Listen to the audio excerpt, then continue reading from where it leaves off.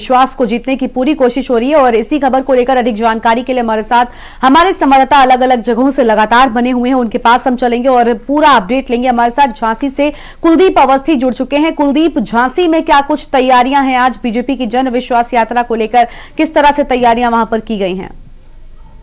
देखिए, ये झांसी का पॉलिटेक्निक मैदान एक्वायर किया गया है। यहाँ पर एक बड़ा मंच बनाया गया है, जिस मंच से भारत सरकार के रक्षा मंत्री राजनाथ सिंह यहाँ से आम जनता को संबोधित करेंगे। अभी कुछ देर में वो यहाँ झांसी पहुंचने वाले हैं और उसके बाद में ये यात्रा जो विश्वास यात्रा है वो यहाँ से ललितपुर की ओर रवाना हो जाएगी और इसके बाद में ये यात्रा आज रात को ललितपुर रुकेगी।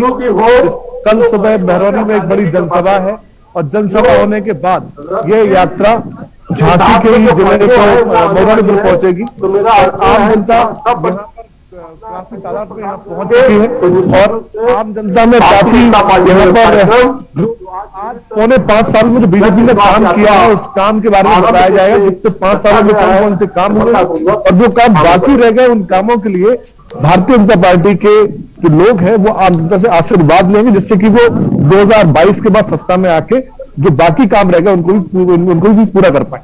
जी, यानी कुलदीप, हम ये कह सकते हैं कि बीजेपी अब जनता का विश्वास जीतने के लिए इस यात्रा की शुरुआत कर चुकी है। एक तरफ हमने देखा जहां सपा का विजय रथ निकला, तो वहीं बीजेपी की अब जन विश्वास यात्रा। क्या लगता है कि दोनों ही पार्टियां, अब हम देख रहे हैं कि यात्राओं का जो सिलसिला है वो शुरू हो चुका है, जो रैलियों का सिलसिला है वो शुरू हो चुका है, लेकिन दोनों में से अगर बात की जाए भीड़ की, तो हम देख रहे हैं कि किस तरह की भीड़ यहाँ पर देखने को मिल रही है। और अगर आज की बात की जाए तो झांसी में कितनी भीड़ जुड़ने की संभावना है बीजेपी की यात्रा में? देखिए, तकरीबन 30,000 लोग इस जनसभा को सुनने के लिए आएंगे। तकरीबन 200 गाड़ियां हैं जो रथ के साथ चलेंगी। झांसी में अलग अलग 6 पॉइंट्स पे उनका स्वागत है। उसके बाद में झांसी से लगी हुई बबीना विधानसभा में ये यात्रा पहुंचेगी और ये उसके बाद ललितपुर पहुंचेगी। अब बात की जाए अखिलेश यात्रा की, रैली की, और इसकी तुलना यदि की जाती है तो कई मायने में ये रैली, क्योंकि अखिलेश यादव खुद अकेले ही इसका पूरा नेतृत्व कर रहे हैं, अलग अलग जगह पर जा रहे हैं। हाँ। और ये भारतीय जनता पार्टी ने 15 दिवसीय जो एक आयोजन किया, इसके अंदर ये झांसी से यात्रा निकलेगी, करीब 52 विधानसभाओं में जाएगी, जिसमें झांसी का जो पूरा बुंदेलखंड और कानपुर ये पूरे मंडल को एक्वायर करेगी। 52 विधानसभाओं में पहुंच के आम जनता अपनी बात रखेगी। इसके अलावा ये आने वाले 15 दिनों में भारतीय जनता पार्टी पूरी जो सारी विधानसभाएं हैं, छोटी विधानसभाएं, उनको कवर कर लेगी और लखनऊ में इसका समापन होगा करीब 4 तारीख के आसपास। ऐसी कंडीशन में उस यात्रा और यात्रा की तुलना करना बेमानी है। जी, लेकिन कुलदीप, क्योंकि यात्रा को नाम ही दिया गया है जन विश्वास यात्रा, अगर क्योंकि जमीनी स्तर पर आप वहां पर काम कर रहे हैं, जनता से आपकी मुलाकात होती है, तो मैं आपसे जानना चाहूंगी कि आखिर जो जनता है वो वाकई बीजेपी पर क्या इस बार विश्वास जता रही है?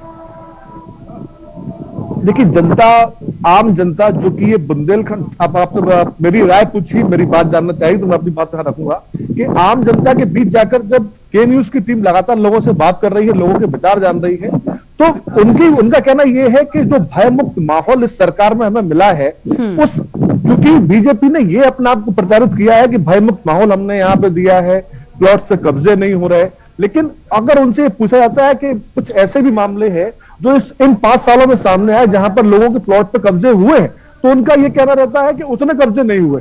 तो कहीं ना कहीं थोड़ा बहुत तो इस सरकार से भी लोग नाखुश हैं। बिल्कुल बिल्कुल, यानी आने वाला वक्त साफ कर देगा कि क्या कुछ होगा और कितना विश्वास जनता का है बीजेपी पर। हमारे साथ बिजनौर से जहीर अहमद लगातार बने हुए हैं। जहीर, आप बताइए कि बिजनौर में क्या कुछ फिलहाल अपडेट, कब तक होगी इस यात्रा की शुरुआत बिजनौर में?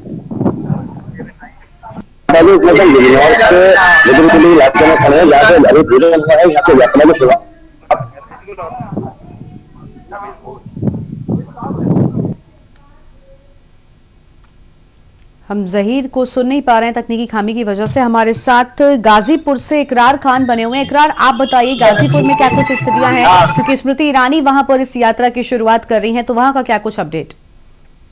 जी, बता देना चाहता हूं कि गाजीपुर में भी स्मृति ईरानी 12 बजे हेलीकॉप्टर से पुलिस लाइन में उतरेंगे। उसके बाद वो बाई रोड लंका मैदान है, वहां पहुंचेंगे। वहां पहुंचने के बाद वो जनसभा को संबोधित करेंगे। संबोधित करने के बाद हर लोगों, मतलब कि जन विश्वास यात्रा को हरी झंडी दिखाएंगे। बिल्कुल, लेकिन अगर गाजीपुर की बात की जाए तो कितनी संख्या में इस मैदान में भीड़ इकट्ठा हो रही है, क्योंकि अब हम यही देख रहे हैं कि हर कोई अपनी रैली में, अपनी यात्रा में दूसरी पार्टियों से अधिक भीड़ इकट्ठा करने की कोशिश कर रही है।